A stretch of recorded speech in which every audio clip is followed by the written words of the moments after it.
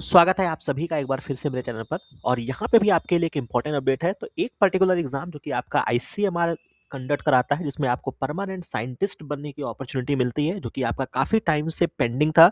तो उसी क्रम में अगर आप आईसीएमआर के वेबसाइट पे विजिट करते हैं, या यूँ कहें अगर आप एम्स की वेबसाइट पे विजिट करते हैं, तो आपको एक नोटिफिकेशन देखने को मिलेगा, जहाँ पे recruitment examination for the post of scientist भी नॉन मेडिकल के लिए यहाँ पे जारी किया गया है। तो सिंपल सा आपका नोटिफिकेशन है। अप्लाई करने के लिए यहाँ पे लिंक आपको दिया गया है। अगर आप न्यू यूज़र हैं तो आपको यहाँ पे क्लिक करना होगा। बहुत ही बेसिक तरीका है, जैसे आप किसी भी एप्लीकेशन फॉर्म को फिल करते हैं। बाकी एडवर्टीजमेंट के कॉलम में आएंगे तो आपको डिटेल बुकलेट देखने को मिल जाएगा। तो उसके क्रम में हम समझ लेते हैं कि क्या यहाँ पे इंपॉर्टेंट बातें बताई गई है और किस तरीके से ये आपका एग्जाम कंडक्ट होने वाला है, क्या यहाँ पे पोस्ट है। तो सबसे इंपॉर्टेंट चीज़ मैं आपको बता दूं, क्योंकि यहाँ पे जो एग्जामिनेशन नोटिफिकेशन में जो आपका मेंशन है, जो कि आपका 2 फरवरी को ये आपका नोटिफिकेशन जारी किया गया है। और सबसे इंपॉर्टेंट चीज़ है कि ये आपका सीधा साइंटिस्ट भी नॉन मेडिकल के लिए है। यानी कि अगर आप, क्योंकि ऑब्वियस सी बात है, आईसीएमआर जो कि खास तौर से मेडिकल रिसर्च ऑर्गेनाइजेशन है, जो कि मेडिकल फील्ड को ज़्यादा प्रेफर करती है। बट कुछ पोस्ट यहाँ पे ऐसी भी आती है जहाँ पे आप साइंटिस्ट के लिए, जहाँ पे आपके नॉन मेडिकल बैकग्राउंड स्टूडेंट्स को भी अपॉर्चुनिटी दी जाती है। यानी कि अगर आपने कभी मास्टर्स किया है, अगर आप एमएससी होल्डर है, चाहे आप किसी भी सब्जेक्ट से है, लाइफ साइंस, यहाँ पे भी ये बात मैं क्लियर कर देता हूँ, क्योंकि बहुत सारे बच्चों के टेलीग्राम पे क्वेरी आ रही थी कि सर क्या इसमें एमएससी बायोटेक्नोलॉजी, एमएससी बायोकेमिस्ट्री, या यूँ कहें एमएससी जूलॉजी वाले एप्लीकेबल है या नहीं है, बॉटनी वाले एप्लीकेबल है कि नहीं है। तो यहाँ पे सारे बच्चों को मौका दिया गया है।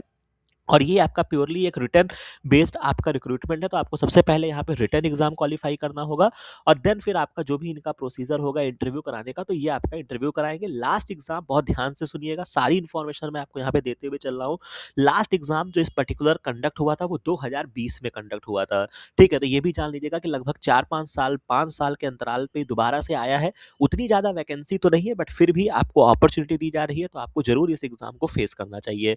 तो ये इंपॉर्टेंट चीज़ है। लास्ट ईयर जब ये आपका एग्जाम कंडक्ट हुआ था, तो उस वक्त पीजीआई चंडीगढ़ ने एग्जाम कंडक्ट कराया था। बट अब बहुत सारी चीज़ें आईसीएमआर की जो है वो एम्स को हैंड ओवर कर दी गई है। तो दैट्स वाई यहाँ पर जो इस पर्टिकुलर एग्जाम की जिम्मेदारी है वो आपके, कह सकते हैं कि एम्स के पास है। ठीक है, अब देख लीजिए यहाँ पे जो आपका एप्लीकेशन फॉर्म भरने की जो लास्ट डेट है वो आपका 1 मार्च 2026 तक एप्लीकेशन भर सकते हैं।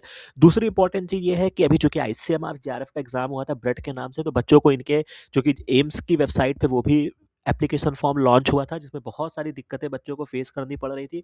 तो मेरा सजेशन ये भी रहेगा कि समय रहते, अगर आप इंटरेस्टेड हैं तो इस फॉर्म को समय रहते भर लीजिएगा, लास्ट डेट तक जाइएगा मत। ठीक है, तो 2 फरवरी से 1 मार्च तक ये आपका है। इसके अलावा अगर आपका, चूंकि ये आपकी स्क्रूटनी भी करते हैं, ऐसा नहीं है कि आपने एप्लीकेशन फॉर्म भर दिया और वो आपका एक्सेप्ट कर लेंगे। तो अगर आपका एक्सेप्टेंस फॉर्म में अगर आपका आता है तो वो आपको 10 मार्च तक बता दिया जाएगा। और देन फिर आपका जो करेक्शन की भी विंडो यहाँ पे दिया जाएगा। बस एक यहाँ पे ड्रॉबैक जो मुझे समझ में आ रहा है कि जो एग्जामिनेशन सेंटर यहाँ पे मेंशन किए गए हैं वो बहुत ही लिमिटेड है। बहुत लिमिटेड क्या मतलब, है ही नहीं। केवल दिल्ली एनसीआर में आपको जो है ये आपका एग्जामिनेशन सेंटर देखने को मिलेगा, जबकि लास्ट बार जब ये एग्जाम कंडक्ट हुआ था तो ऑल ओवर इंडिया यहाँ पे जो, कह सकते हैं कि वो एग्जामिनेशन सेंटर प्रोवाइड किए गए थे। तो ये एक मेजर कंसर्न है, जो मुझे लगता है कि नेशनल लेवल के एग्जाम में ऐसा नहीं करना चाहिए था।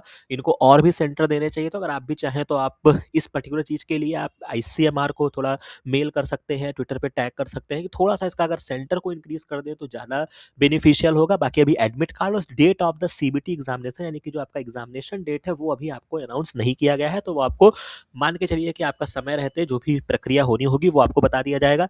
एप्लीकेशन फीस भी यहाँ पे ठीक ठाक अमाउंट में मेंशन किया गया है। 3,000 रुपये जो है वो जनरल ओबीसी कैंडिडेट के लिए है, और रिमेनिंग कैंडिडेट्स के लिए भी 2400 रुपीज़ यहाँ पे चार्ज किया जाएगा। तो बहुत ठीक ठाक अमाउंट में यहाँ पे पैसे लिए जा रहे हैं।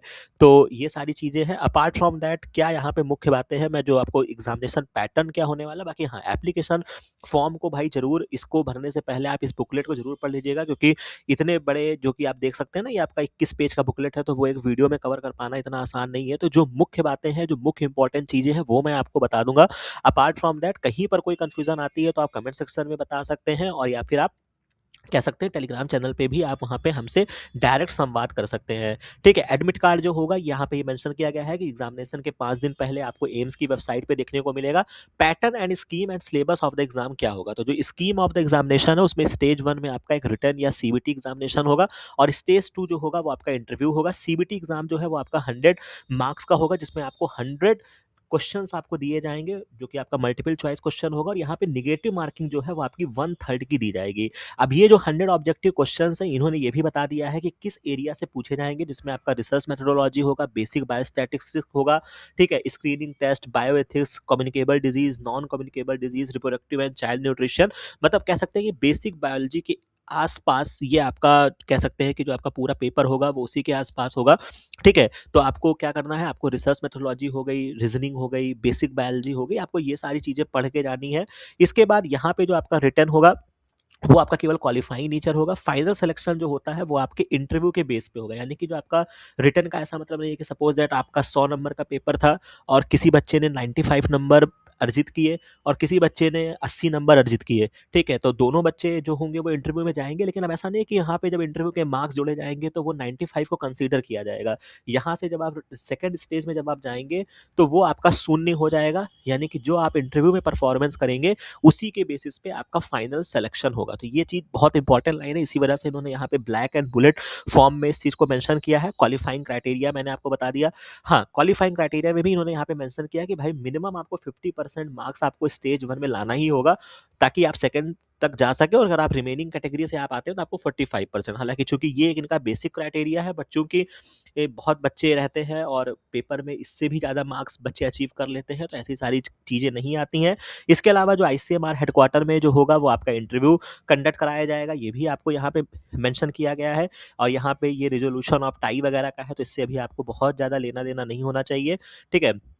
इसके अलावा और क्या इम्पोर्टेंट बातें हैं मैं आपको देख लेता हूँ। हाँ, यहाँ पे जो आपकी पोस्ट है वो इम्पोर्टेंट है। साइंटिस्ट बी की जो पोस्ट है ये आपका लेवल 10 पे आता है, 7 सीपीसी स्केल के अंतर्गत ये आपका आएगा।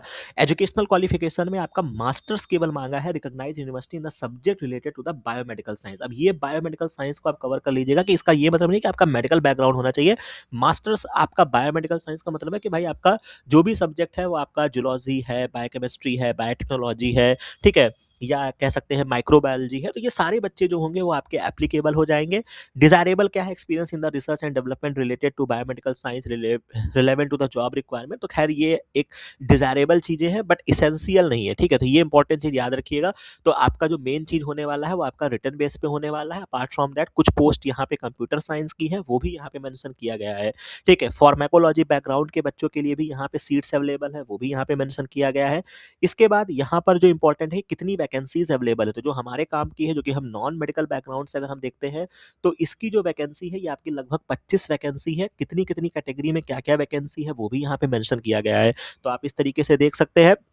जो लोकेशन होगा of the above vacancy Delhi NCR होगा, या इसके अलावा जब भी आपका फाइनल सिलेक्शन होगा तो आईसीएमआर के लगभग 28 इंस्टीट्यूट भारत में कार्यरत है, तो आपको किसी भी जगह पे आपको पोस्टिंग दी जा सकती है। इसके अलावा एज रिलैक्सेशन के बारे में यहाँ पे बातें की गई हैं, तो ये बहुत ही बेसिक चीज़ें हैं, आप इनको पढ़ लीजिएगा। बाकी यहाँ पे आपको एप्लीकेशन फॉर्मेट्स जो कि आपके कैटेगरी सर्टिफिकेट या जो भी आपकी चीज़ें होंगी उनका यहाँ पे फॉर्मेट दिया गया है।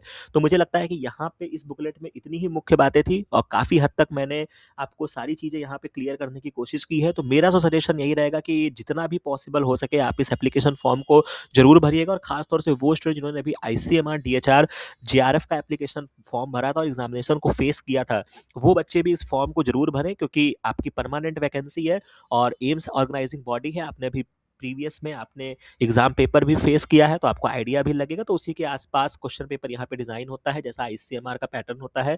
श्योर शॉर्ट क्वेश्चन यहाँ पे पूछे जाते हैं, जो आपको आएगा तो आप करोगे, नहीं आएगा तो नहीं करोगे, तो वो चीज़ें हैं। बाकी इस पर्टिकुलर एग्जाम के लिए अगर आप बेसिक बायोलॉजी हमारे साथ पढ़ना चाहते हैं तो उसके लिए आपको यहाँ पे मल्टीपल प्लेलिस्ट आपको हमारी देखने को मिल जाएगी। यहाँ पे आपके जब आप हमारे चैनल के होम पेज पर आएंगे तो आपको यहाँ पे एक ज्वाइन बटन का आइकन देखने को मिलेगा, तो आप उस चैनल को ज्वाइन करके आप जो भी एक्सक्लूसिव वीडियोज़ हैं वो देख सकते हैं। अपार्ट फ्रॉम दैट बहुत सारे वीडियोज़ जो हैं वो यहाँ पे ओपन रखे गए हैं कि अगर आप पहली बार चैनल पे विजिट करते हैं तो आप एक बार देख सकते हैं कि किस तरीके से यहाँ पे चीज़ें कराई जाती हैं। बाकी टेलीग्राम चैनल का लिंक दिया गया है और इस तरीके से आप हमारे साथ जुड़ सकते हैं। और अपार्ट फ्रॉम दैट अगर आप इस चैनल को लाइक, शेयर एंड सब्सक्राइब नहीं किया है तो उसको भी ज़रूर से ज़रूर कर लीजिए, ताकि इस तरीके की सारी अपडेट आपको समय से मिलती रहे। बाकी मिलते हैं नेक्स्ट वीडियो में नेक्स्ट इन्फॉर्मेशन के साथ। Thank you very much.